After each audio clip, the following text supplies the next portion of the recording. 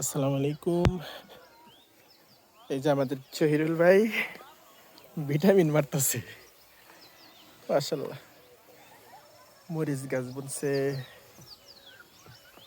ভুট্টা, তারপরে রসুন, পেঁয়াজ, কুয়াশার বিষ।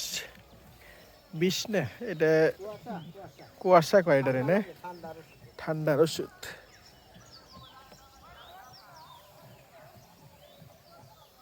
দেখেন কত কিছু বুনছে আমগো জহিরুল ভাই। আল্লাহ জানি দেয় সবগুলাই। নালা বোতলে এই রোজার মাসে কাঁচা মরিচা বস্তু ইফতারি বানাইলে দিমু, টমাটো দিমু, আল্লাহ যদি হাইতে বাঁচায় রাখে। আল্লাহ কবুল করুক। আপনার বেগুন গাছটি দেখে আমার ভাল লাগতেছে। এই যে দেখেন প্রিয় বন্ধুরা, বেগুন গাছ মাশাল্লাহ অনেক সুন্দর।